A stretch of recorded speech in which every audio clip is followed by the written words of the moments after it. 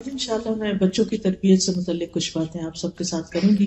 کوئی بھی شخص جب بڑا ہوتا ہے اور اللہ تعالیٰ اس کو اولاد کی نعمت سے نوازتا ہے تو اولاد اس کے لیے دنیا کی سب سے قیمتی دولت ہوتی ہے، اور جتنا کوئی بھی انسان اپنی اولاد کے لیے فکر مند ہوتا ہے اتنا کسی بھی اور چیز کے لیے نہیں، اور خصوصاً مائیں، مدرس۔ ایک عورت جب ماں بن جاتی ہے تو پھر ساری زندگی، خواہ اس کے بچے خود پیرنٹس بن جائیں، پھر بھی وہ اپنے بچوں کی فکر نہیں چھوڑتی، اور ماں کی یہ فکر قبر تک جاتے ہوئے رہتی۔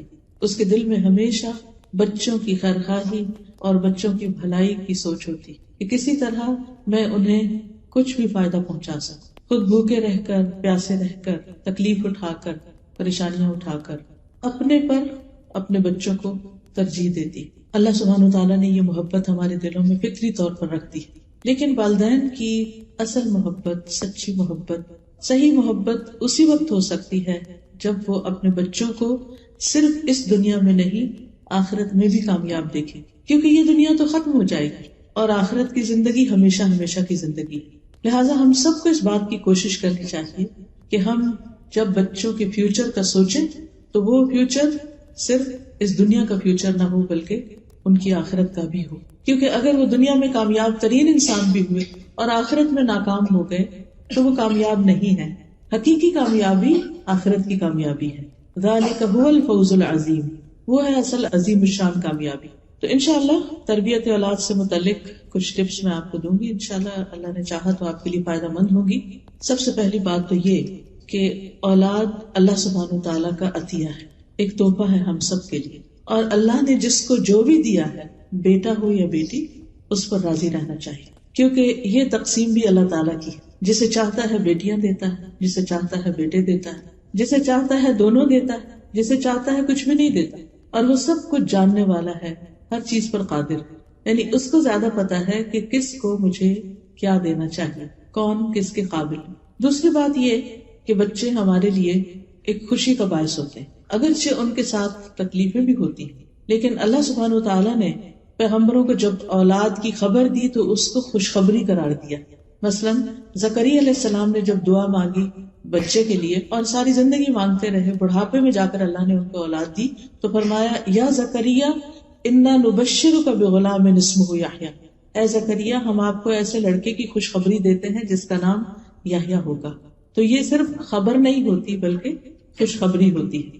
اسی طرح ابراہیم علیہ السلام کو جب خوشخبری ملی اسحاق علیہ السلام کی پیدائش کی تو اس وقت بھی اللہ سبحانہ وتعالیٰ فرماتے فبشرناہ باسحاق، تو ہم نے اس کو اسحاق کی بشارت دی، یعنی خوشخبری دی۔ نبی صلی اللہ علیہ وسلم بچوں سے بہت محبت کرتے تھے۔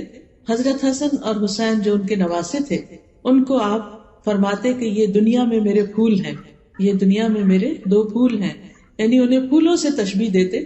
جس طرح پھولوں کی کیئر کی جاتی ہے اور پھولوں کو دیکھ کر انسان خوش ہوتا ہے، ایسے ہی وہ بچوں کو دیکھ کر خوش ہوتے تھے۔ اور یہ حقیقت ہے کہ بچے ہماری آنکھوں کی ٹھنڈک ہوتے ہیں، اسی لیے ہمیں دعا سکھائی گئی ہے کہ ہم یوں مانگے ربنا ہب لنا من ازواجنا وذریاتنا قرۃ اعین واجعلنا للمتقین اماما، اے اللہ ہمیں ہمارے ازواج اور ہماری اولاد سے آنکھوں کی ٹھنڈک عطا کر، یعنی ہم انہیں دیکھیں تو خوش ہو جائیں اور ہمیں متقین کا امام بنے۔ اسی طرح آپ صلی اللہ علیہ وسلم نے فرمایا کہ تمہاری اولاد تمہاری بہترین کمائی، یعنی انسان اپنی زندگی میں جو کچھ بھی کماتا ہے، ارن کرتا ہے، اس میں سب سے بہترین چیز ٹاپ پہ جو ہے وہ اس کے بچے ہیں، اولاد ہے، کیونکہ اولاد انسان کے لیے دنیا میں بھی راحت، مدد، خوشی کا باعث ہوتی ہے اور آخرت کے درجات میں بلندی کا بھی ذریعہ ہوتی ہے۔ یعنی ایک انسان کے اپنے عمل ہوتے ہیں اور ایک اس کے بچوں کے اچھے کام اس کے نام اعمال میں، حسنات میں اضافہ کرتے ہیں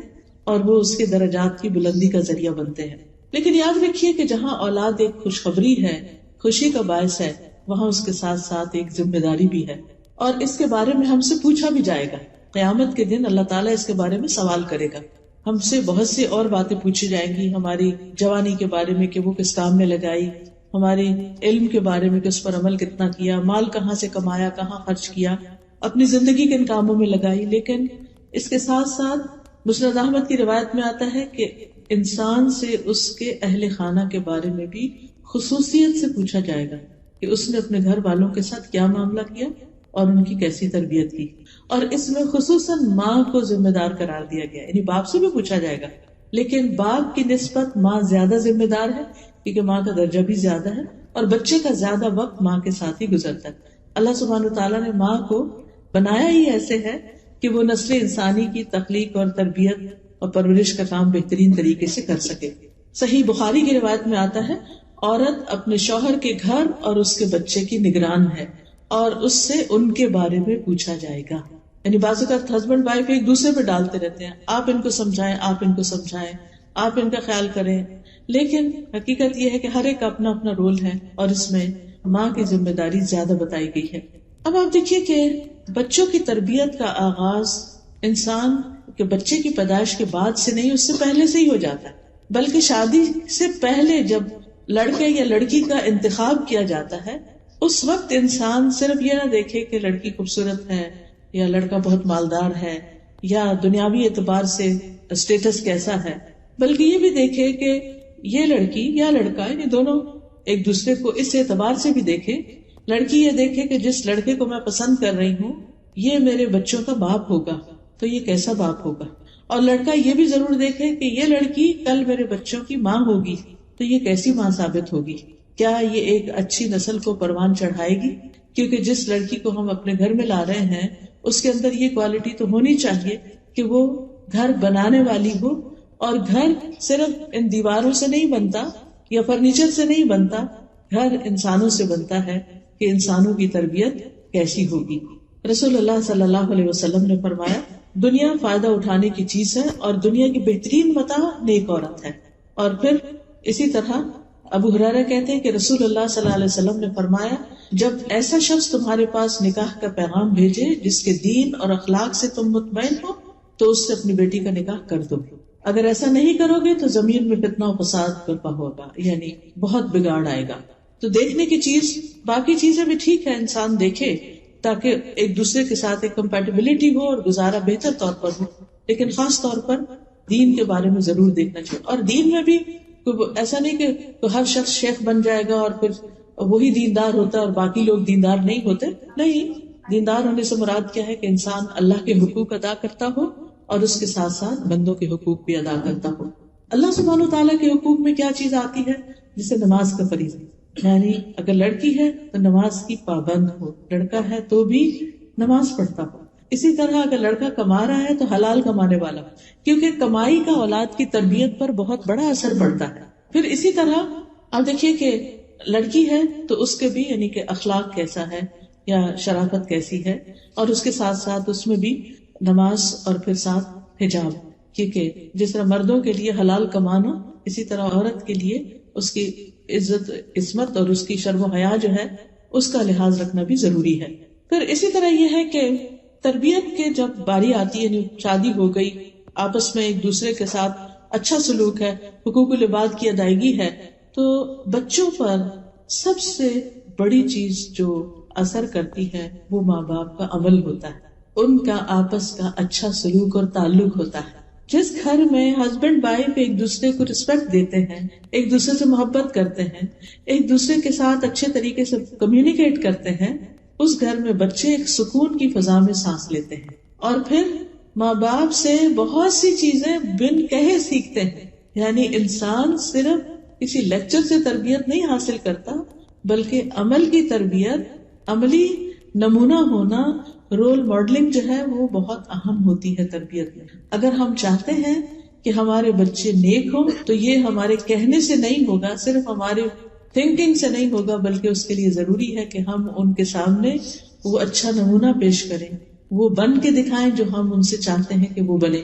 اب آپ دیکھیے کہ ہر ماں باپ کی یہ خواہش اور تمنا ہوتی ہے کہ ہمارے بچے نیک ہوں، فرما بردار ہوں، اچھے ہوں، لیکن ماں باپ کو یہ ضرور سوچنا چاہیے کہ کیا ہم اللہ کے فرما بردار ہیں؟ کیا ہم ایک اچھے انسان ہیں؟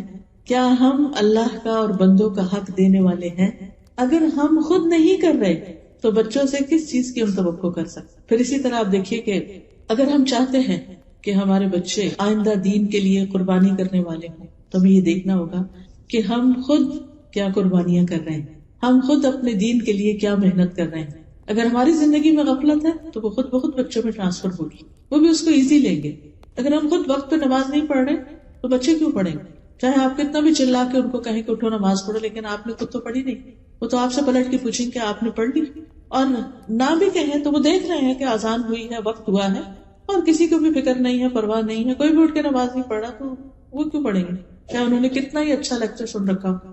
حضرت عائشہ کہتی ہیں جب سے میں نے ہوش سنبھالا میں نے یہی دیکھا کہ میرے والدین اسلام پر ہیں، یعنی اسلام کی حالت میں نے ان کو اپنی تربیت کرتے ہوئے دیکھا. پھر اسی طرح بعض روایات میں یہ بھی آتا ہے کہ جو ہمارے اسلاف تھے یا نیک لوگ تھے وہ اپنے بچوں کی تربیت کے لیے اللہ کی عبادت میں زیادہ وقت لگاتے تھے، یہ سوچ کر کہ اس کا اثر ہمارے بچوں پر پڑے، ہماری اولاد پر پڑے. کسی نے کیا خوب کہا کہ جب بھی میں کسی سلجھے ہوئے نوجوان کو دیکھتا ہوں تو مجھے یقین ہو جاتا ہے کہ ضرور اس کا باپ صالح اور نیک آدمی تھا، جس کا عکس یا ریفلیکشن اس میں نظر آ رہا. کیونکہ قرآن مجید میں اللہ تعالیٰ فرماتے ہیں، سورۃ الکہف ہر جمعے کو پڑھی جاتی ہے، آج بھی آپ نے پڑھی ہوگی، کان ابوہما صالحا، وہ دو بچے جن کا خزانہ زمین میں دفن تھا اور اس کے اوپر دیوار تھی، جب وہ گر گئی تو خضر علیہ السلام نے اس کو بنایا، اور اس کی وجہ یہ بتائی کہ ان کا باپ نیک آدمی تھا، وہ فوت ہو گیا تو اللہ تعالیٰ یہ چاہتا تھا کہ ان بچوں کا خزانہ محفوظ رہے، اس لیے میں نے یہ دیوار بنا دی. خود فوت ہو چکا ہے وہ نیک آدمی، اور اس کے بچے یتیم ہیں، اپنے آپ کو پوری طرح لک آفٹر نہیں کر سکتے، لیکن اللہ سبحانہ تعالیٰ ان کے فیوچر اور ان کے مال کی اور ان کے انٹرسٹ کی حفاظت کس طرح کرتے ہیں، اس غیبی مدد کے ذریعے ان کی دیوار بنوا دی جاتی کہ جب یہ اپنی جوانی کو پہنچے تو پھر اس مال کو استعمال کر سکے. کیونکہ نیک آدمی کو اس کی نیکی کا فائدہ اس کی اولاد کی نیکی کی شکل میں نظر آنے لگتا ہے دنیا میں، یہ دنیا میں جلد ملنے والی خوشخبری ہوتی ہے.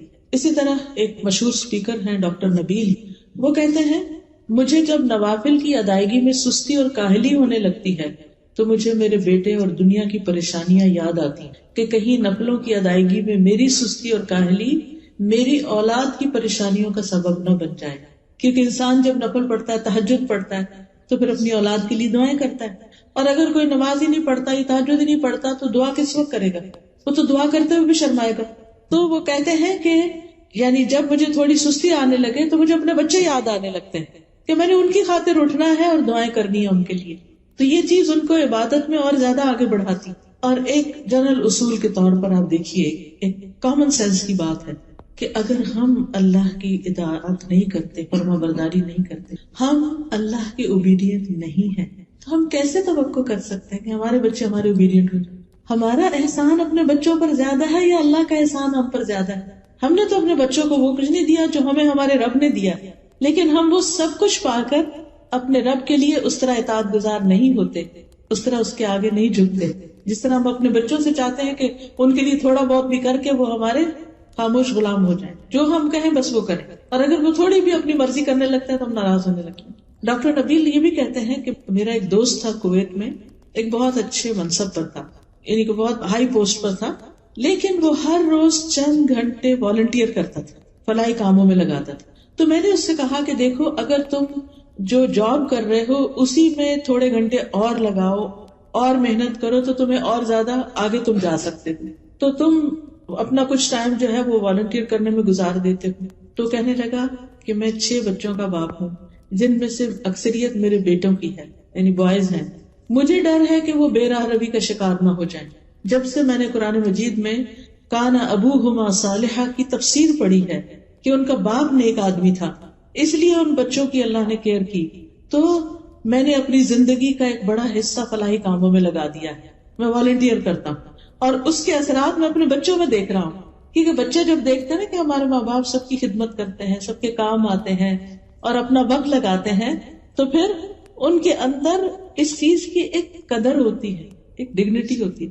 لیکن اگر کوئی بچہ یہ دیکھے کہ باپ بیکار پڑا سوتا ہی رہتا ہے اور کوئی کام وقت پہ نہیں کرتا، اپنی ذمہ داریاں بھی نہیں پوری کرتا، کما کے بھی نہیں لاتا، تو وہ اس کے لیے کیسا رول ماڈل ہو؟ اور وہ باپ پھر بچوں سے کیا توقع کر سکتا ہے کہ وہ اس کے لیے کیسے بچے بنے؟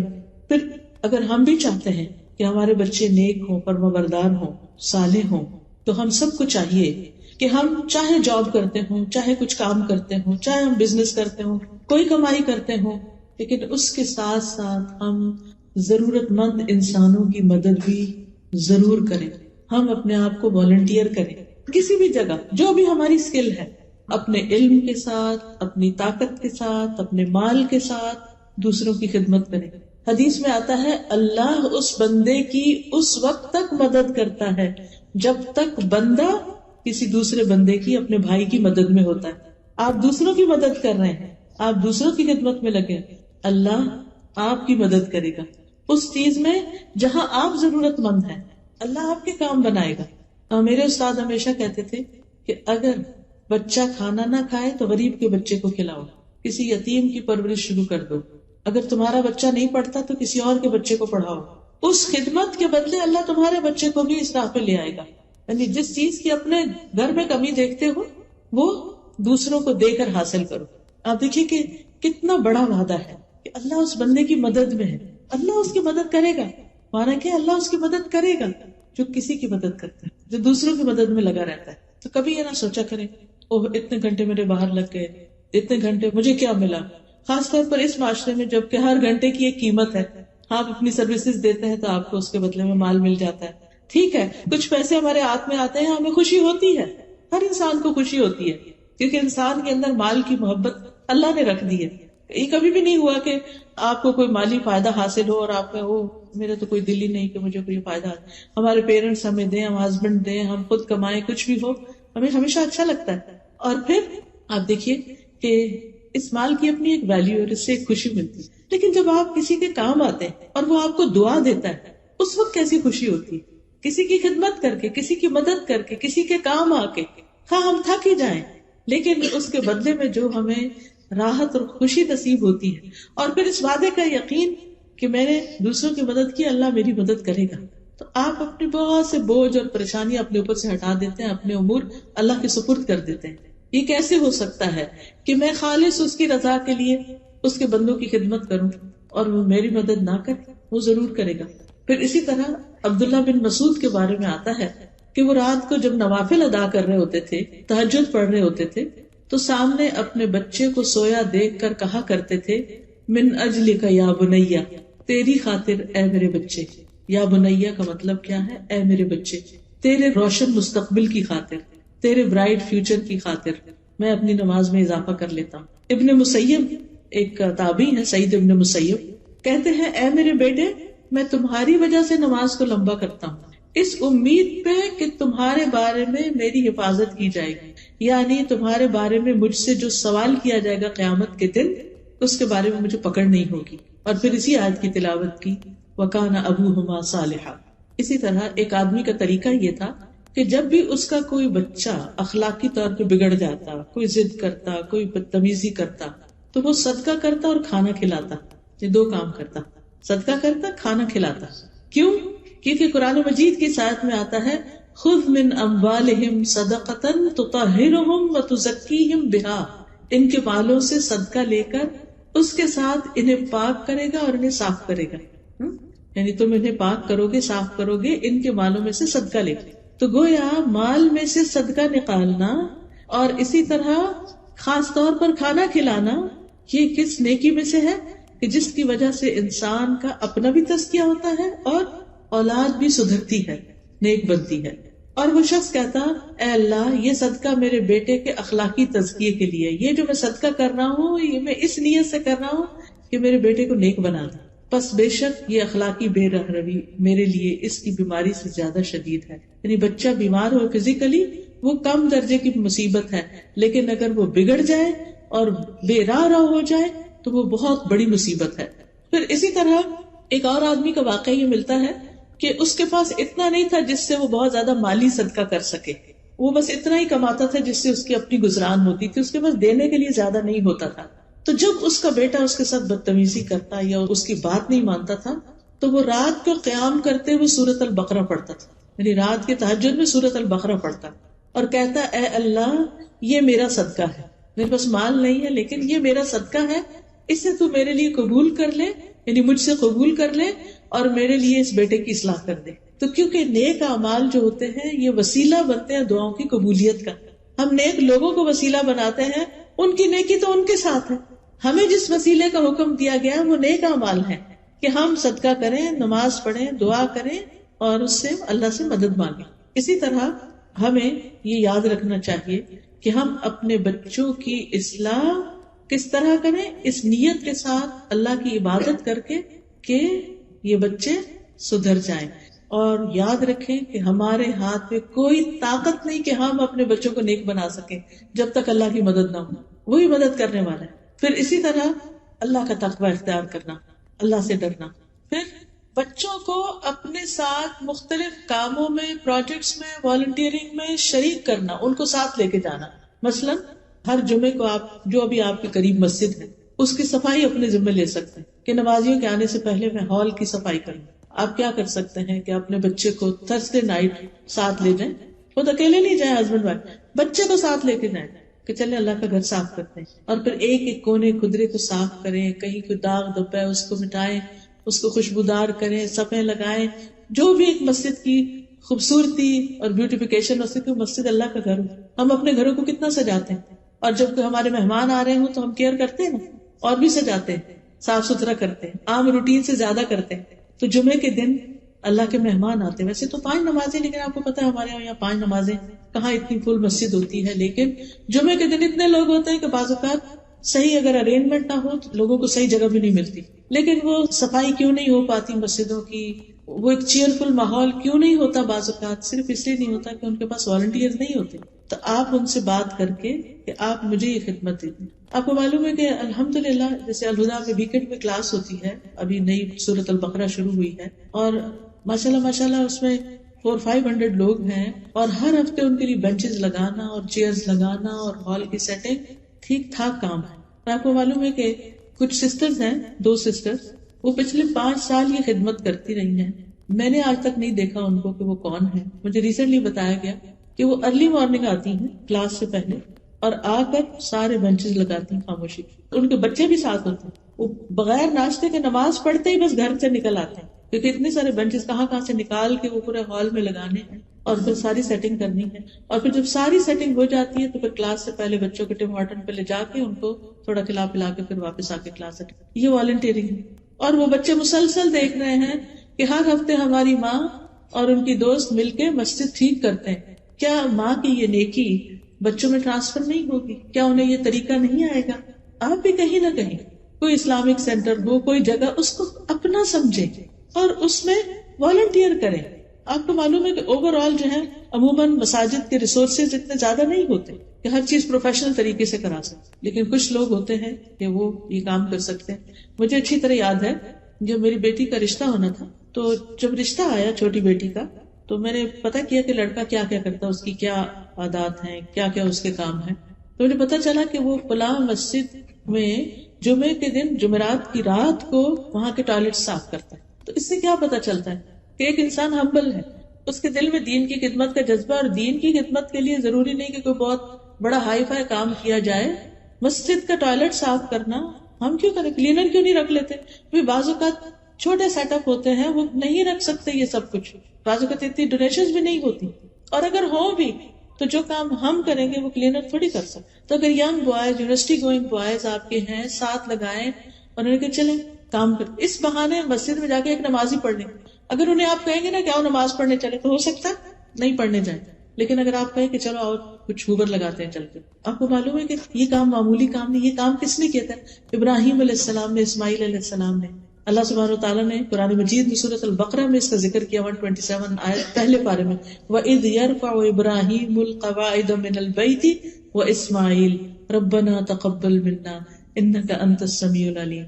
اور جب ابراہیم اور اسماعیل بیت اللہ کی بنیادیں اٹھا رہے تھے، باپ نے بیٹے کو ساتھ لگایا اور تعمیر کی، تو انہوں نے دعا کیا ہمارے رب ہم سے یہ قبول کر لے، بے شک تو سب کی سننے والا اور جاننے والا ہے. پھر اللہ تعالیٰ نے دونوں کو حکم دیا کہ انطہر بیتی للطائفین والعاکفین والرکع السجود، میرے اس گھر کو صاف کرو طواف کرنے والوں کے لیے، سجدہ کرنے والوں کے لیے، رکوع کرنے والوں کے لیے، اعتکاف بیٹھنے والوں کے لیے. پیغمبر ہیں دونوں، پیغمبر دوسرے چھوٹے تو بعد میں بنے، لیکن پیغمبر ہیں، بہت معزز ہیں، لیکن وہ اللہ کا گھر تعمیر بھی کرتے ہیں اور اس کی صفائی بھی کرتے ہیں. یہ کوئی معمولی کام نہیں. یاد کیجئے اس عورت کا واقعہ جو بخاری کی روایت میں آتا ہے کہ جو مسجد میں صفائی کرتی تھی، ایک دن نظر نہیں آئی تو نبی صلی اللہ علیہ وسلم نے اس کے بارے میں پوچھا کہ وہ کہاں ہے. پتہ چلا کہ وہ تو اچانک بیمار ہوئی اور فوت بھی ہو گئی. تو صحابہ نے کہا کہ کیا نبی صلی اللہ علیہ وسلم کو تکلیف دیں گے رات کے وقت؟ انہوں نے رات میں خود ہی جنازہ پڑھا، اس کو دفن کر دیا، کیونکہ حکم یہی ہے کہ جو ہی ڈیتھ ہو بس جتنا جلد از جلد جنازہ کرو. خیر، آپ نے پوچھا کہ اس کی قبر کہاں ہے، آپ اس کی قبر پہ گئے، لوگوں کو ساتھ لے کر گئے اور وہاں دوبارہ جنازہ پڑھا اس کو، خود اس کے لیے دعا. اب آپ دیکھیے کہ یہ سعادت کس کو ملتی ہے کہ اللہ کے رسول صلی اللہ علیہ وسلم ایک ایسی خاتون جس کا نہ کوئی آگے نہ پیچھے ہے، مسجد میں ہی رہتی ہے، مسجد کی صفائی کرتی ہے، اس کا جنازہ پڑھ رہے ہیں. وہ معمولی اعزاز ہے؟ اللہ کی نگاہ میں اس کی اہمیت کیا بڑی. ہم سمجھتے کہ بہت بڑے بڑے ٹائٹل ہوں اور پھر ہم کام کریں تو پھر اس سے ہماری بہت شان بنے گی. شان ہمیں لوگوں کی نظر میں چاہیے تو شان اللہ کی نگاہ میں ہونی چاہیے. تو یہ چھپی نیکیاں بعض اوقات اور یہ اللہ کی خاطر ایسے کام کرنا، اس کا اثر اولاد میں جاتا ہے. پھر اسی طرح مسجدوں کے علاوہ آپ دیکھیے ہاسپٹلز ہیں، بوڑھے لوگوں کے اولڈ ہومز ہیں. کل میری بیٹی بتا رہی تھی کہ ان کا اسکول کا ٹرپ گیا ہوا تھا بچوں کا، اولڈ ہوم میں لے کر گئے تھے، شاید 8-9 سال کا بچہ اس کا.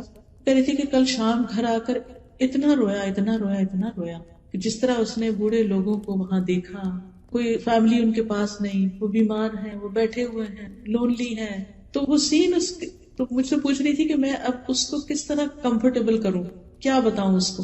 ہمارے بچے یہ سب چیزیں تو دیکھتے نہیں، نہ جنازہ دیکھتے ہیں، نہ قبرستان دیکھتے ہیں، نہ اولڈ ہوم دیکھتے ہیں. دل کس چیز سے نرم ہو؟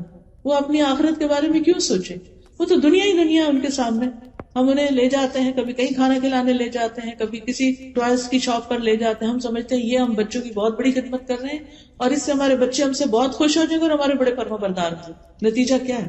جتنی ہم ان کو عیش کروا رہے ہیں، جتنی ہم ان کی ہر خواہش پوری کرتے چلے جا رہے ہیں، اتنا ہی وہ مزید بگڑتے چلے جا رہے ہیں. کسی بات پہ خوش ہوتے ہی نہیں، کیونکہ وہ ایک چیز وہ اب ان کی نگاہ سے اتر گیا، اب ان کو اس سے بڑی انٹرٹینمنٹ چاہیے، اس سے بڑی انٹرٹینمنٹ چاہیے. تو پھر وہ زندگی کی جو حقائق ہیں اور زندگی کی جو مشکلات ان کو فیس کرنا نہیں آتا. مومن آخرت پر یقین رکھتے ہوئے اپنی زندگی گزارتا ہے. ہمیں خود بھی اپنے لیے اور اپنی نسلوں کے لیے، اپنی تربیت اور تزکیہ کے لیے بھی اور اپنے بچوں کی تربیت کے لیے بھی ان سب جگہوں پر والنٹیئر کرنے کی ضرورت ہے. پھر اسی طرح اور بھی آپ دیکھ سکتے، آپ کے نیبرہڈ میں کوئی بزرگ خاتون ہو سکتی ہے، کوئی بیمار ہو سکتا ہے، کسی کو کسی اور چیز کی، نئے امیگرینٹس کو مختلف چیزوں کے لیے ضرورت ہو سکتی ہے. آپ دیکھیے کہ آپ کہاں کس کی کیسے مدد کر سکتے ہیں. آپ کی سرزمین تو وہ ہے جس نے بہت سارے سیرین ریفیوجیز کو ویلکم کیا ہے. ان کے بچے کیا پڑھ رہے ہیں، کیا نہیں پڑھ رہے، ان کے حالات کیا ہیں. ایسے لوگوں سے آپ کانٹیکٹ کر سکتے ہیں جو ڈائریکٹ ان کی مدد خدمت کر رہے ہیں، ان کے ساتھ آپ شامل ہو سکتے ہیں. بہت کام ہے کرنے کے، لیکن اپنی ذاتی زندگی، اپنی گھریلو زندگی، اپنی سوشلائزنگ میں سے وقت نکالیے. اگر آپ واقعی چاہتے ہیں کہ آپ کے بچے صحیح راستے پر آ جائیں تو پھر اپنے جان، اپنے وقت، اپنے مال کو اللہ کی خاطر قربان کریں. پھر اسی طرح بات ہو رہی تھی کہ اچھا رول ماڈل بن کے بچوں کی تربیت کرنا. اس میں یہ بھی آتا ہے کہ جیسے بچوں سے کیے ہوئے وعدے پورے کریں، ان سے غلط بیانی نہ کریں، سچی بات کریں. ایک خاتون نے اپنے بچے کو بلایا، ادھر آؤ میں تمہیں کچھ دوں. تو آپ نے اس سے پوچھا کہ تم کیا دینے والی ہو؟ انہوں نے کہا کہ میں اس کو کچھ میٹھی چیز دوں گی، کھجور دوں گی. تو آپ نے فرمایا اگر تم اسے کچھ نہ دیتی تو تمہارے اوپر جھوٹ کا گناہ لکھا جاتا ہے. کبھی بھی بچوں سے جھوٹ نہ بولو، ان کا اعتماد چلا جائے. زندگی پر کسی پہ بھی ٹرسٹ نہیں کرتے، کیونکہ ماں ایسی چیز ہوتی ہے نا کہ جس پر انسان آنکھیں بند کر کے ٹرسٹ کرتا ہے. لیکن اگر یہ انسان کو احساس ہو جائے نا کہ ماں دھوکہ دیتی ہے، ماں ڈرامہ کرتی. پچھلے دنوں کسی خاتون کی بات مجھ سے ہوئی تو بہت پریشان تھی. کہتی بچے نے گھر چھوڑ دیا، بچے نے گھر چھوڑ دیا، کہیں اور جا کے رہتا ہے. اور میں نے اس سے بہت کہا ہے کہ تم ایسا نہیں کرو، لیکن وہ نہیں مانتا. تو کہتی کہ جب شاید وہ رونے لگی یا کسی طرح اس کو سمجھانے لگی تو کہتے ماں آپ بہت ڈرامے کرتی. اب آپ دیکھیں، ماں کو یہ کہنا کہ تم ڈرامے کرتی ہو، اس کے آنسو کو ڈرامہ سمجھنا، کہ جیسے ڈرامے میں کوئی ہوتا ہے نا کیریکٹر، تو اس میں وہ جھوٹ موٹ کر روتے ہیں اور وہ لگتا ہے جیسے رو رہے. اگر ہمارے بچے ہمارے بارے میں یہ سوچیں کہ ہماری ماں جو ہے وہ ٹرسٹ وردی نہیں ہے اور ہمارے ساتھ بس ایسے فراڈ کر رہی ہے اور ہماری کیئر نہیں کرتی اور اس کو ہماری ضرورت نہیں ہے، یا کسی بھی طرح اگر بچوں کے اندر ایسی کوئی فیلنگ آ گئی ہے تو یہ نہیں ہونا چاہیے نا. تو اس کے لیے یہ ہے کہ بچوں کے ساتھ کیا کریں، سچ بات کریں، ٹرسٹ بلڈ کریں. کسی بھی کامیاب ریلیشن شپ کے لیے بہت ضروری ہوتا ہے کہ ایک دوسرے پر اعتماد کیا جائے، ٹرسٹ کیا جائے. کیونکہ جہاں ٹرسٹ نہیں ہوتا نا وہاں پھر اتفاق نہیں ہوتا، محبت نہیں ہوتی، پھر وہ بات نہیں سنتے. اس کے علاوہ بچوں کو فارمل اسلام کی ایجوکیشن بھی دینی چاہیے. دنیا کی تعلیم تو لے رہے ہیں، اگر اسکول میں جاتے ہیں تو آپ دیکھیں دن کا ایک بڑا حصہ اسکول میں گزار کے آتے ہیں. لیکن اگر وہ گھر پہ ہیں اور آفٹرنون میں آپ خود ان کو سکھا سکتے ہیں، یا کسی مسجد میں یا کہیں بھی ان کو بھیج سکتے ہیں، تو دین کی باقاعدہ تعلیم دیں. دیکھیے کہ ہم میں سے اکثریت نے اس ماحول میں آنکھ کھولی ہے جہاں ہمارے کانوں میں اذانوں کی آوازیں بھی پڑتی تھی، آس پاس مسجدیں بھی تھی، گھروں میں نمازیں بھی پڑھی جاتی تھی، بہت کچھ دیکھ دیکھ کے ہم سیکھ گئے اسلام کے بارے میں. لیکن ہمارے بچوں کو بہت کچھ سکھانے کی ضرورت ہے، تب وہ ان کو پتہ چلے گا کہ یہ دین ہے، یہ اسلام ہے. تو اس میں آپ دیکھیے کہ حضرت لقمان نے اپنے بیٹے کو جو سب سے پہلی چیز سکھائی تھی وہ کیا تھی؟ یا بنی لا تشرک باللہ ان الشرک لظلم عظیم. سب سے پہلی چیز یہ کہ بچوں کا عقیدہ درست کریں، ان کو توحید سکھائیں، ون اللہ سبحانہ وتعالی. کیونکہ اگر وہ توحید پر ہے نا تو کوئی اسے غلطی کوتاہی ہو بھی گئی تو اللہ تعالیٰ معاف کر دے گا. لیکن اگر شرک میں انہوں نے زندگی بسر کی تو شرک تو بہت بڑا ظلم ہے، شرک کا گناہ کبھی معاف نہیں ہوگا جب تک کہ اس سے توبہ نہ کر لے. تو لا الہ الا اللہ کا معنی سکھانا بہت ضروری. وہ کیسے؟ عبداللہ بن عباس کہتے ہیں کہ ایک دن میں نبی صلی اللہ علیہ وسلم کے پیچھے سوار تھا تو آپ نے فرمایا، اے لڑکے، میں تجھے چند کلمات سکھا رہا ہوں، اللہ کے احکام کی حفاظت کرو، اللہ تمہاری حفاظت کرے گا. اللہ کی حفاظت کرو یعنی اللہ کے احکامات کی، تم اسے اپنے سامنے پاؤ گے. جب مانگو اللہ سے مانگو، یہ ہے توحید کہ جب مانگو اللہ سے مانگو. اس لیے بچوں کو کوئی بھی چیز ضرورت ہو تو آپ اسے کہ اچھا اللہ سے دعا کرو اور پھر آپ اس کو ہیلپ کریں، لیکن اسے اپنے سے نہیں جوڑیں، اللہ سے جوڑیں. پھر جب مدد چاہو اللہ سے مدد مانگو، امتحان میں مدد چاہیے، بزنس میں، جاب میں، کسی بھی چیز میں اللہ سے مدد مانگو. جان رکھو اگر ساری دنیا مل کر تمہیں کوئی نفع پہنچانا چاہے تو تمہیں کچھ نفع نہیں دے سکتی، کچھ فائدہ نہیں دے سکتی سوائے اس کے جو اللہ نے تمہارے لیے لکھ دیا. اور اگر سارے مل کر تمہیں کوئی نقصان دینا چاہے تو تمہیں کچھ نقصان نہیں دے سکتے سوائے اس کے جو اللہ نے لکھ دیا. قلم اٹھا لیے گئے، صحیح پہ خشک ہو گئے. تو اس سے کیا پتہ چلتا ہے کہ بچوں کو بچپن سے ہی بتا دینا چاہیے کہ اصل فائدہ اور نقصان اللہ کے ہاتھ میں، کوئی تمہارا کچھ نہیں بگاڑ سکتا، تاکہ ان کے اندر ایک بہادری ہو. اور پھر یہ سکھاؤ کہ جو کچھ چاہیے اللہ کی طرف رجوع کرو. یہ ہے توحید. آپ کو معلوم ہے کہ حضرت یعقوب علیہ السلام کی جب وفات ہوئی تو وفات سے پہلے وہ اپنے بچوں کو جو وصیت کر رہے تھے اس کے بارے میں قرآن میں آتا ہے، ام کنتم شہداء اذ حضر یعقوب الموت اذ قال لبنیہ ما تعبدون من بعدی قالوا نعبد الہک والہ آبائک ابراہیم واسماعیل واسحاق الہ واحدا ونحن لہ مسلمون. کیا تم موجود تھے اس وقت جب یعقوب کو موت آئی، جب اس نے اپنے بیٹوں سے کہا میرے بعد کس کی عبادت کرو گے؟ پیغمبر ہے اللہ کے یعقوب علیہ السلام، جن کے بیٹے یوسف علیہ السلام بھی، اور باقی بھائی تو آپ کو معلوم ہے وہ قصہ. تو ان کو وہ جوان بیٹے تھے، بڑے تھے، سمجھدار تھے، ان کو کہہ رہے ہیں کہ میرے بعد تم کس کی عبادت کرو گے یہ بتاؤ، حالانکہ وہ اسلام پر تھے. آج آپ دیکھیں آپ کے بچے جس ماحول میں رہ رہے ہیں، کیا یہ میک شور کرنا جاننا ضروری نہیں کہ ہمارے بعد ہمارے بچے، ہماری نسلیں اسلام پر ہوں؟ تو ان سے پوچھنا چاہیے کہ ہمارے بعد تم کس ریلیجن کو فالو کرو گے، کس دین پر ہوگے تم؟ تو انہوں نے کہا ہم آپ کے الہ یعنی اللہ کی عبادت کریں گے جو آپ کا الہ ہے، آپ کے باپ دادا کا، ابراہیم کا، اسماعیل اور اسحاق علیہ السلام کا، الہ واحدہ ونحن لہ مسلمون، اور ہم سب اسی کے مسلمان فرمانبردار ہیں. اس سے کیا پتہ چلتا ہے کہ پیغمبروں نے اپنی اولاد کو ایک الہ کی عبادت کی تعلیم دی اور مرتے دم تک اس کی فکر کی. پھر ان کے اندر اللہ کا ڈر پیدا کیا جائے. لوگوں کا ڈر نہیں پیدا کریں، اس سے بزدلی آتی، اللہ کا ڈر، اس سے قوت آتی. حضرت لقمان ہی کے بارے میں جو ابھی آیات پڑھی گئی، انہوں نے کہا تھا یا بنیا، اے میرے چھوٹے بچے، بے شک اگر کوئی چیز رائی کے دانے برابر ہی کیوں نہ ہو، آسمان میں ہو، چٹان میں ہو، یا آسمانوں یا زمین میں، اللہ اس کو لے آئے گا. بے شک اللہ بڑا باریک بین، پوری خبر رکھنے والا. تو اللہ سبحانہ وتعالیٰ کے ناموں اور صفات کا علم دے بچوں کو کہ اللہ کون ہے، اللہ کی پہچان دے، پھر آخرت کا تصور دے ان کو. یاد ہوگا آپ کو کہ نبی صلی اللہ علیہ وسلم نے جب ابتدائی دعوت دی تھی اسلام کی تو آپ نے اپنے خاندان والوں کو دعوت پہ بلایا تھا. تو اس وقت سب سے خطاب کر کے کیا کہا تھا؟ کچھ یاد ہے آپ کو کہ جب آپ نے اپنے خاندان والوں کو دعوت پر بلایا تھا تو اس وقت کیا کہا تھا؟ وَأَنذِرْ عَشِيرَتَكَ الْأَقْرَبِينَ، اپنے قریبی رشتہ داروں کو خبردار کرو. آپ نے ایک ایک کر کے سب کے نام لیے تھے. پھر خواتین میں سے پھپھی کا نام لیا اور اپنی بیٹی کا نام لے کے کہا اے فاطمہ بنت محمد صلی اللہ علیہ وسلم، اپنے آپ کو جہنم کی آگ سے بچاؤ. میں اللہ کی طرف سے تمہارے لیے کسی چیز کا اختیار نہیں رکھتا. تم لوگوں سے رشتہ ہے، میں اسی طرح جوڑتا رہوں گا جس طرح جوڑنا چاہیے، لیکن اللہ کے ہاں رشتے ختم ہو جائیں گے، تمہیں میں نہیں بچا سکتا. تو آخرت کی فکر ڈالی اپنی بیٹی کے اندر کہ اپنے لیے خود کچھ کرو. پھر اللہ تعالیٰ سارے اہل ایمان کو حکم دیتا ہے یا ایھا الذین آمنوا قوا انفسکم واہلیکم نارا، اے ایمان والو اپنے آپ کو، گھر والوں کو آگ سے بچاؤ. اور اس کے لیے پہلا قدم توحید اور دوسری چیز عبادات میں نمازوں کی پابندی. 7 سال کا بچہ ہو جائے تو نماز شروع کراتی تھی. ایک نماز سے شروع کرے پھر 2 3 4 5 جب تک 10 سال کا ہو 5 کی عادت پڑ جائے, اور پھر مسجد کی عادت پڑ جائے, صبح وقت پہ جاگنے کی عادت پڑ جائے, اور پھر سنتوں اور نوافل کی. کیونکہ بعض اوقات بچوں کو ہم فرض پہ لگاتے ہیں نا, ساری زندگی پھر فرض پر ہی رہتے ہیں, یہ بڑی مشکل ہو جاتی ہے, انہیں سنت پڑھنی مشکل ہو جاتی ہے. تو بچپن میں 10 سال کی عمر میں پھر تھوڑی تھوڑی سنتیں بھی ساتھ شروع کرا دیں, کیونکہ بڑے ہو کے عادتیں توڑنا بڑی مشکل ہو جاتی ہے. پھر اسی طرح روزے رکھوانا.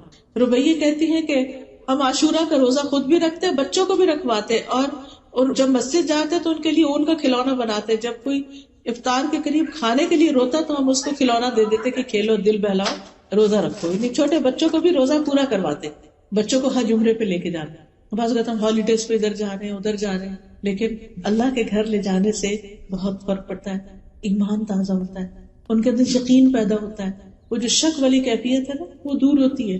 اس گھر کے اندر اللہ نے ہدایت کا سامان رکھا ہے, روشن نشانیاں رکھی. تو بچوں کو بھی کہہ سکتے خود بھی کہ چلے سب مل کے پیسے جمع کرتے ہیں اور ہم عمرے پہ یا حج پہ جائیں گے, کیونکہ صحابہ جو تھے وہ اپنے بچوں کو بھی ساتھ لے جاتے تھے حج پہ. پھر قرآن سکھائیں, قرآن کی تعلیم دیں, صرف ناظرہ اور حفظ نہیں, قرآن کو سمجھنے کی بھی, سمجھ کر پڑھیں. کسی کا کہنا ہے اپنے بچے کو قرآن سکھا دو, قرآن اسے سب کچھ سکھا دے گا.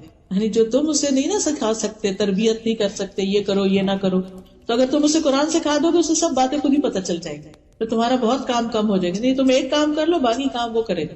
اسی طرح نبی صلی اللہ علیہ وسلم کی سیرت, احادیث اور دعائیں, خاص طور پر حفاظت کی دعائیں, صبح شام کی دعائیں, تاکہ بچے ہر طرح کے شر سے محفوظ رہیں. جب چھوٹے ہوتے ہیں تو مائیں خود پڑھ پڑھ کے دم کرتی رہتی ہے, لیکن جب بڑے ہو جاتے ہیں پھر کوئی بھی نہیں پڑھتا, تو یا مائیں دور سے پڑھ رہی ہوتی ہے, نہیں ان کو سکھاتے وہ خود پڑھیں اپنے اوپر. چوتھی چیز جو ہے وہ ہے اخلاق سکھانا, اخلاق اور تمیز اور آداب اور مینرز, سویلائزڈ اور مہذب بچے, عمدہ آداب, اچھے اخلاق. اور اس میں پہلی چیز یہ ہے کہ کسی کے ساتھ برا سلوک نہ کریں, کسی کے لیے بہت کچھ نہ بھی کر سکے تو برا سلوک نہیں کریں, گالی گلوچ نہ دیں, لڑائی جھگڑا نہ کریں, کسی کے کھلونے نہ چھینے, کسی کی کوئی چیز چرا کے نہ گھر میں لے آئیں. ہوتا ہے نا بعض اوقات بچے اسکول میں ان کو کسی کی چیز پسند آتی ہے, وہ کہتے لاؤ ادھر میں لے لوں, زبردستی بھی لے لیتے ہیں ایک دوسرے سے. ان کو کانسیپٹ ہی نہیں ہوتا چوری ووری کا, ان کو یہ ہوتا بس یہ چیز مجھے اچھی لگی ہے تو یہ تو مجھے ہی چاہیے. تو یہ بچپن سے ہی تمیز سکھانے کی کہ کسی کی چیز ہماری چیز نہیں ہے, ہم نہیں لے سکتے. حضرت لقمان ہی کی نصیحتوں میں کیا ابھی سنا آپ نے, عربی میں چونکہ آیات تھی, انہوں نے کہا اے میرے چھوٹے بیٹے نماز قائم کرو, نیکی کا حکم دو, برائی سے منع کرو, اس مصیبت پر صبر کرو جو تمہیں پہنچی ہے. سبحان اللہ, چھوٹے بچے کو سکھایا جا رہا ہے کہ صبر کرو. اب جو بچہ چھوٹی سی چوٹ لگ چیخنا پکارنا شروع کر دیتا ہے تو اس کو ہر وقت چیخنے کی اجازت نہ دیں. اور پھر کہا کہ یہ ہمت کے کاموں میں سے ہے, لوگوں کے لیے اپنا رخسار نہ پھلاؤ, منہ پھلا کے مت بیٹھو, زمین میں اکڑ کے نہ چلو. اللہ کسی اکڑنے والے فخر کرنے والے سے محبت نہیں رکھتا. اپنی چال درمیانی رکھو, اپنی آواز نیچی رکھو, سب آوازوں سے بری یقیناً گدھوں کی آواز ہوتی ہے. یہ انہوں نے اپنے بچے کو تمیز سکھائی, ایٹیکیٹس اور مینرز. ہمارا فرض بھی بنتا ہے کہ ہم بچوں کو ہر طرح کے آداب سکھائیں, لباس پہننے کے, سونے کے, جاگنے کے, گھر سے نکلنے, گھر میں داخل ہونے, سواری پر بیٹھنے کے, زندگی کے سارے معاملات میں. لیکن یہ سب کچھ اسی وقت سکھایا جا سکتا ہے جب ہم خود بھی سیکھیں, ہمیں خود بھی آتا ہو. پھر اسی طرح گھر میں آتے ہوئے اجازت لینے کے, کسی کی چیز اٹھاتے ہوئے, ایون بہن بھائیوں کی بھی چیز لینی ہے نا تو وہ طریقہ سکھایا کہ دیکھو اجازت سے لینی, زبردستی نہیں لینی کسی کی چیز. پھر اسی طرح گفتگو کے آداب, چیخنے چلانے کی اجازت نہ دیں, اپنا لہجہ درست رکھیں بچے. لیکن مشکل یہ ہے نا کہ اگر ہم مائیں خود چیخے چلائیں گی تو پھر بچے کیسے سمجھیں گے. اس کے لیے آپ کو چھوٹی سی ٹپ دیتی ہوں. سورۃ لقمان کی یہی آیت جو ہے نا, وَاقْصِدْ فِي مَشْيِكَ وَاغْضُضْ مِنْ صَوْتِكَ إِنَّ أَنكَرَ الْأَصْوَاتِ لَصَوْتُ الْحَمِيرِ, اس کو زبانی یاد کر اور دن میں کئی دفعہ پڑھ کہ اللہ کو یہ آواز ناپسند ہے جو ہم چیخ چلا کے بچوں کو بولتے ہیں نا, اللہ اسے گدھوں کی آواز سے تعبیر کرتا ہے. یہ نہیں کرنا, بار بار اپنے آپ کو ریمائنڈ کریں. سورۃ لقمان کی آیت نمبر 19 ہے. ٹھیک ہے, اور ذرا اگر اس سے پیچھے سے چلے ہم تھوڑا سا, وَلَا تُسَعِّرْ خَدَّكَ لِلنَّاسِ, منہ موڑ کے نہیں بات کرتے. یہ نہیں کہ ہم کوکنگ کر رہے ہیں اور بچہ کو بات کر رہے ہیں تو ہم ایسے منہ کر رہے ہیں اور اپنا کام کر رہے ہیں. نہیں, اس کی طرف دیکھیں تاکہ وہ امپورٹنٹ فیل کرے اپنے آپ کہ میری ماں مجھے توجہ دیتی. یہ کسی کو اگنور کرنا جو ہے بہت انسلٹنگ ہوتا ہے. نبی صلی اللہ علیہ وسلم جس سے بات کرتے تو اس کی طرف توجہ فرماتے. پھر کیا, وَلَا تَمْشِ فِي الْأَرْضِ مَرَحًا, زمین پہ اکڑ کے نہ چلو. إِنَّ اللَّهَ لَا يُحِبُّ كُلَّ مُخْتَالٍ فَخُورٍ, اللہ کو کوئی بھی خود پسند فخر کرنے والا پسند نہیں. وَاقْصِدْ فِي مَشْيِكَ وَاغْضُضْ مِنْ صَوْتِكَ إِنَّ أَنكَرَ الْأَصْوَاتِ لَصَوْتُ الْحَمِيرِ, اپنی چال درمیانہ رکھو، اپنی آواز نیچی رکھو، بے شک سب آوازوں سے بری آواز گدھوں کی آواز ہے۔ اس کو بار بار پڑھیں، بار بار پڑھیں، پورا ہفتے کے لیے بس اس کو پریکٹس کرتے رہیں اور امیجنیشن میں لائیں کہ اس وقت میں کیسے لگ رہی ہوں، خود بخود آپ پھر ٹھیک ہوئیں گے۔ اپنے آپ کو خود دیکھیں۔ اب دیکھیں ہم شیشے میں دیکھتے ہیں نا، یہ تو ٹھیک نہیں لگ رہا، نہیں اس کا ایسے نہیں، ایسا نہیں، یہ تو سینٹر میں نہیں ہے، یہ تو صحیح نہیں، یہاں تو کچھ بل پڑ رہا ہے، اس کو بھی ٹھیک کرنے کی ضرورت ہے، قرآن بھی ٹھیک۔ میں نے دیکھا ہے بچیوں کو جیسے الوداع میں بھی وضو کرنے آتی اتنی دیر لگاتی ہے، اس کام ٹھیک ہو رہا ہے، ٹھیک ہو رہا ہے، ادھر سے دیکھتے ادھر سے دیکھتے ہیں۔ ٹھیک ہے ان کی عمر ہے، میں سمجھتی ہوں سب سے امپورٹنٹ چیز ان کے لیے اس کام ٹھیک کرنا۔ تو اس میں آپ دیکھیے کہ اگر ہم اتنے کانشیس ہیں صرف اسکارف کے بارے میں کہ ہم اس میں نیٹ کلین ٹائڈی لگے، تو پھر ہماری آوازیں اور ہمارا آنکھیں کھول کے چیخنا چلانا وہ کیا چیز ہے؟ اس میں بھی تو اچھے نہیں لگتے۔ اس وقت شیشے کے آگے جا کے چیخ کے دیکھیں، کبھی اکیلے میں پریکٹس کر کے دیکھیں ہماری شکل کیسے ہو جاتی ہے۔ تو یہ شکل اگر ہم ایک سے زیادہ دفعہ بچوں کو دن میں دکھا رہے ہیں تو اس سے بچنے کی ضرورت ہے۔ پھر اسی طرح رازوں کی حفاظت کرنا۔ اگر کوئی کہنا کہ مجھے فلانی بات کی میں نہیں بتاؤں گا، تو آپ اسے نہیں کہ نہیں مجھے تو بتانی ہوگی، مجھے بتاؤ، چاہے آپ ماں ہیں پھر بھی انہوں نے کہا اچھا اگر ابا نے کہا نہیں بتانی، ٹھیک ہے نہیں بتاؤ، تاکہ اس کو راز کی حفاظت کریں۔ کوئی امانت و حفاظت کرنی آئے، کوئی وعدہ کیا پورا کرنا آئے۔ پھر اسی طرح جب وہ بول رہے ہوں تو غلط لہجے اور بہت زیادہ سلینگ اور سویرنگ جو ہوتی ہے اس کی اجازت۔ مجھے یاد ہے کہ ہم چھوٹے ہوتے تھے، تمہارے والد نے اتنا ہمیں ڈرایا اس چیز پر، ایک گالی دی اگر تو ایک سانپ قبر میں ہوگا۔ پتہ نہیں اس کی کیا حقیقت تھی کیا نہیں، لیکن اتنا ڈر لگا کہ چپکے سے کہیں چپ پہ بھی گالی کسی کو نہیں دی، اتنا ڈرایا گالی سے کہ گالی تو منہ سے نکالنی ہی نہیں، زبان ناپاک ہو جاتی۔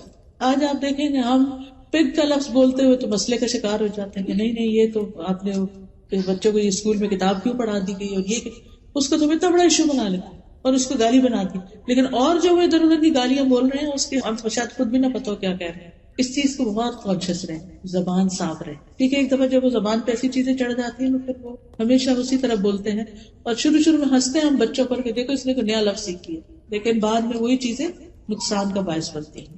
اور قبر میں سانپ ہے ہی نہیں، لیکن ہمارے اعمال نامے میں یہ چیزیں لکھی جا رہی ہیں اور کل قیامت کو دیکھنی بھی ہوگی۔ اسی طرح یہ ہے کہ بچوں کو اچھا ماحول دیں، گھر کے اندر بھی، لیکن باہر جہاں دوستوں میں یا کسی سینٹر میں یا کہیں بھی بچوں کا کوئی کلب ہے وہاں بھی دیکھ بھال کے لے جائیں کہ اور بچے کس قسم کے آتے ہیں وہاں پر، کیونکہ بچے اپنے دوستوں کو بہت کاپی کرتے ہیں۔ تربیت میں ایک حصہ آپ کا ہے لیکن ایک حصہ ان کے ماحول کا ہے، یعنی جو گھر سے باہر کا ہوتا ہے کہ ان کے فرینڈز کیسے ہیں۔ اچھے بھلے بچے دین سے دور ہو جاتے ہیں صرف اس وجہ سے کہ فرینڈز جو ہے وہ دین پر نہیں۔ حدیث میں آتا ہے صاف طور پر کہ انسان اپنے دوست کے دین پر ہوتا ہے، اسے چاہیے کہ دیکھے کہ وہ کس کو دوست بنا رہا ہے، کس کی کمپنی میں رہتا ہے۔ آپ جو کچھ ہے نا اپنی کمپنی کی پیداوار ہے، اس لیے اچھے لوگوں کے ساتھ، نیک لوگوں کے ساتھ خود بھی بیٹھیں، ان کو بھی لے جائیں، اس مجلس کی آداب سکھائیں۔ ٹھیک ہے جب بچے شور کر رہے ہو تو کسی الگ کمرے میں لے کے بیٹھے، لیکن میں نے دیکھا کہ کچھ مائیں اپنے چھوٹے بچوں کو مسجد میں لاتی ہیں، جیسے اللہ تعالیٰ سمجھا سکھا کے پاس بٹھاتی ہیں اور بچے آرام سے بیٹھے رہتے۔ میں حیرت سے دیکھتی رہتی ہوں کہ پورا خطبہ اس بچے نے سن لیا بغیر کچھ گڑبڑ کیے، کیونکہ بچپن سے ماں کو لانے کی عادت تھی اور سمجھا کے لائے، یہاں بھاگنا نہیں، یہاں بولنا نہیں، یہاں کچھ کرنا نہیں، یہ اللہ کا گھر ہے، یہ اللہ کا گھر ہے۔ تو اس سے کیا ہوگا کہ اس کے دل میں جو ہی مسجد دیکھے گا اندر آئے گا، آٹومیٹیکلی اس میں یہ چیز آئے گی کہ یہاں نہیں بھاگنا، یہ نہیں۔ لیکن اگر ہم لے تو جائیں مسجد اور اس کے بعد اپنی دوستوں کے ساتھ لگ جائیں اور بچے ہر طرح کی بدتمیزیاں کرتے پھریں تو اس سے پھر وہ کیا سیکھیں گے؟ تو پہلے سے ذہن بنا کے لائیں ہم اللہ کے گھر جا رہے ہیں، جیسے ہم کسی دوست کے گھر جاتے ہیں، ہم فلاں آنٹی کے گھر جا رہے ہیں، فلاں جگہ جا رہے ہیں، ہم مال جا رہے ہیں، ہم فلاں کھیلنے جا رہے ہیں، لیکن جب مسجد آئے تو ہم مسجد جا رہے ہیں اور مسجد میں جا کے ہم یہ کریں گے وہاں، اور اس کے لیے موٹیویٹ کریں گے کتنا اجر اور کتنا ثواب ہے۔ پھر اسی طرح لوگوں کی خدمت کی عادت اگر بچپن سے ہی ہو جائے تو بہت اچھی، اور اس میں ظاہر ہے کہ پھر رول ماڈل تو آپ ہی ہوگے۔ گھر میں اگر آپ کی ساس ہیں، بڑی امی ہیں، تو ان کے پاس ڈیلی بیٹھنا، وقت نکالنا، ان کی تھوڑی خدمت کرنا اور بچوں کو ساتھ لگانا کہ اچھا چلو تم بھی لگو، چلو میں ان کے پاؤں دبا رہی ہوں تم ہاتھ دباؤ، وہ تھوڑی دیر دبائیں گے پھر بھاگ جائیں گے، بور ہو جائیں گے، پھر آئیں گے، پھر لیکن کرتے کرتے کرتے ان کو عادت ہو جائے گی۔ حضرت انس کہتے ہیں کہ جب نبی صلی اللہ علیہ وسلم مدینہ آئے تو میری عمر 10 سال تھی، میری مائیں، نانی، خالہ وغیرہ مجھے نبی صلی اللہ علیہ وسلم کی خدمت کی مسلسل تاکید کرتی تھی اور میں نے آپ کی 10 سال خدمت کی۔ حضرت انس آپ کے ساتھ رہے تو کس نے سکھایا تھا کہ نبی صلی اللہ علیہ وسلم کی خدمت کرنا؟ ماں نے سکھایا تھا۔ اور وہ کہتے ہیں کہ جب آپ کی وفات ہوئی تو میں 20 سال کا تھا، اور بہت سے احکامات انہوں نے صرف دیکھ دیکھ کے گھروں میں سیکھے تھے۔ پھر اسی طرح اگر ممکن ہو تو بچوں کو کسی اسکالر یا کسی ایسے شخص کی کمپنی میں دے کہ جو ان کو بہت سی اور چیزیں بھی ساتھ رکھ کے سکھا سکے. یا اگر دنیا کی تعلیم تربیت بھی دینی ہے تو اس میں آپ دیکھیے کہ جیسے اگر کھانا پکانا ہے یا اور گھر کے کام ہیں اگر آپ خود سکھا سکتے ہیں، یا بعض اوقات آپ کی کوئی بہن یا بانجی یا کوئی اور، تو ان کے ساتھ تھوڑی دیر انہیں چھوڑیں کہ ان سے بھی سیکھیں چیزیں. اس سے تھوڑا ان کو ویرائٹی بھی مل جاتی ہے اور ڈفرینٹ لوگوں سے ڈفرینٹ چیزیں بھی وہ سیکھ سکتے ہیں. تو باصلاحیت لوگوں کی نگرانی میں بچوں کو دینا، ان کی کمپنی دینا. بچوں کو ہر وقت صرف بچوں میں نہیں رہنا چاہیے، یہ یاد رکھیے، کیونکہ جو بچے ہر وقت بچوں میں رہتے ہیں وہ کبھی بڑے نہیں ہو پاتے. جب آپ بڑے لوگ بیٹھے ہوں تو ان کو بھی بیچ میں ساتھ بٹھائیے، چاہے زیادہ دیر نہیں لیکن کچھ دیر ضرور بٹھائیے تاکہ وہ بڑوں کی کارآمد گفتگو سنے اور اس کو یاد رکھے. آپ کو معلوم ہے کہ حضرت انس جو تھے وہ چھوٹے تھے لیکن کتنی باتیں انہوں نے نوٹ کی. وہ کہتے ہیں کہ میں نے رسول اللہ صلی اللہ علیہ وسلم سے بڑھ کر کسی کو بچوں کے ساتھ شفقت کرنے والا نہیں پایا.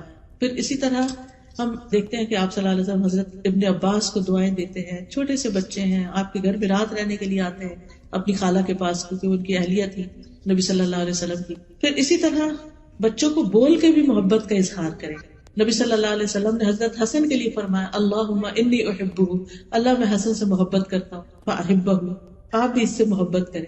واحبب من یحب، اور آپ اس سے بھی محبت کریں جو حسن سے محبت کریں. یعنی آپ بچوں کا احساس دلائیں، بول کے بھی کہیں کہ آپ مجھے اچھے لگتے ہیں. پھر پیار سے مخاطب کریں، نک نیم بھی رکھ سکتے ہیں، ان کو توجہ دیں، ان کے ساتھ بچوں کی طرح کھیل کھیلیں. نبی صلی اللہ علیہ وسلم نماز سے سر نہیں اٹھاتے تھے جب بچے آ کے بیٹھ جاتے تھے کمر پر. پھر اسی طرح بچوں کے ساتھ کھیلنا، جیسے پکڑن پکڑائی یا کچھ. حضرت حسین گلی میں کھیل رہے تھے، نبی صلی اللہ علیہ وسلم اپنے ساتھیوں کے ساتھ جا رہے تھے، آپ نے ان کو چھوڑا، آگے بڑھ کے حضرت حسین کو پکڑا اور وہ آگے آگے بھاگنے لگی. تو پھر آپ نے ان کا ایک ہاتھ یہاں تھوڑی کے نیچے رکھا، دوسرا سر کے پیچھے سے یوں کر کے ان کو اوپر کیا اور ان کو کس کیا اور پھر چلے گئے اور بھاگ کے پیچھے سے پکڑا تھا. ان چیزوں سے بچے بہت خوش ہوتے ہیں، ان کا کانفیڈینس بحال ہوتا ہے، وہ شیئر کر سکتے ہیں، وہ ریلیٹ کر سکتے ہیں، کیونکہ عمر کا تو فرق ہے ہی، لیکن آپ کا جو رویہ ہے وہ اس فرق کو بہت تھوڑا کر دے گا. لیکن اگر آپ بہت سنجیدہ ان کے ساتھ اور وہ اپنے دل کی بات شیئر ہی نہیں آپ سے کر سکتے تو یہ اچھی بات نہیں، پھر آپ ان کو کہہ بھی نہیں سکتے کچھ. پھر اسی طرح اگر بچے بیمار ہو جائیں تو ان کا خیال کرنا، پھر ان کا علاج کرانا، لیکن اوور ڈوز نہیں کرنا. کچھ مائیں اتنی زیادہ کانشیس ہوتی ہے کہ چھوٹے چھوٹے بچوں کو بار بار ڈاکٹر کے پاس لے جانا اور بار بار ان کو خوب دوائیاں دے کے بچپن میں ان کی امیونٹی خراب کرنا، تو اس چیز سے بچنا چاہیے. پھر بڑے بچوں کو بھی پیار کرنا. بعض بچے ٹین ایجر ہیں تو کئی دفعہ تو ہمارے سے اونچے ہو جاتے ہیں، جتنے مرضی بڑے ہو جائیں ساتھ لگائیں، ماتھے بھی پیار کریں، ہاتھ پکڑیں، اس کو چومیں. اس سے بچوں کے اندر ایک آپ سے کلوزنس آئے گی، پھر وہ آپ سے شیئر کریں، پھر آپ ان کو اچھی نصیحت دے سکتے ہیں. کیونکہ بہت سے لوگ پوچھتے ہیں نا کہ اچھا جو بڑے بچے ہو گئے ان کے ساتھ کیا کریں. ان کے ساتھ تو ہر وقت لڑائی رہتی ہے، تم نکمے ہو، تم کچھ کرتے نہیں ہو، تم یہ نہیں کرتے، ان کی کسی بات پہ راضی نہیں. اب اس کا نتیجہ کیا ہوتا ہے، وہ پھر کترانا شروع کرتے، اوائڈ کرنا شروع کرتے، قریب ہی نہیں آتے، تربیت ہی نہیں ہوتی.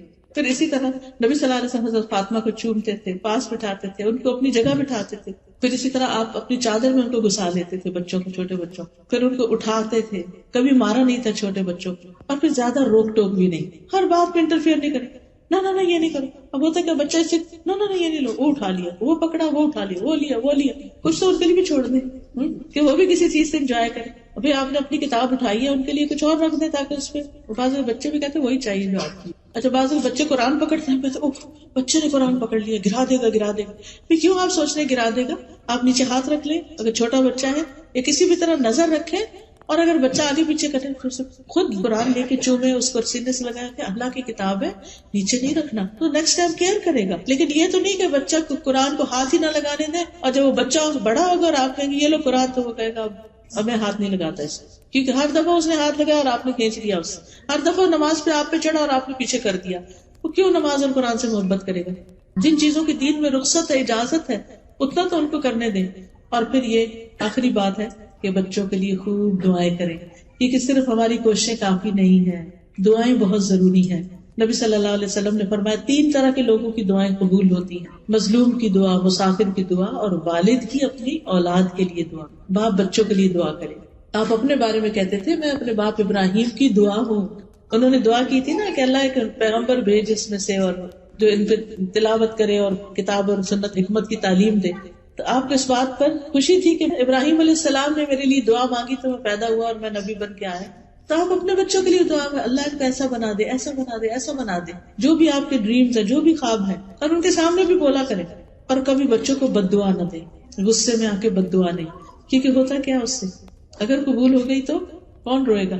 اور نیک اولاد کے لیے دعائیں، صالح اولاد کی دعاؤں کا ایک چھوٹا سا کارڈ ہے، اگر وہ ہو تو انسان کسی وقت دن میں ایک دفعہ پڑھ لے بچوں کے لیے، جس میں رب ہب لی من الصالحین، رب ہب لی من لدنک ذریۃ طیبہ انک سمیع الدعاء، ربنا هب لنا من ازواجنا وذرياتنا قرة اعین واجعلنا للمتقین اماما، ربنا واجعلنا مسلمین لك ومن ذریتنا امة مسلمة لك وارنا مناسکنا وتب علینا انک انت التواب الرحیم، رب اوزعنی ان اشکر نعمتک التي انعمت علی وعلى والدی وان اعمل صالحا ترضاه واصلح لی فی ذریتی انی تبت الیک وانی من المسلمین. ہر روز معمول بنا لیں کہ صبح میں یا رات میں ایک دفعہ ماں باپ کے لیے، ہسبینڈ کے لیے، بچوں کے لیے ضرور دعا کرتے ہیں، کیونکہ ہماری خوشیاں ان کے گرد گھومتی ہیں. یہ نیک ہوں گے تو ہمیں خوشی ہوگی.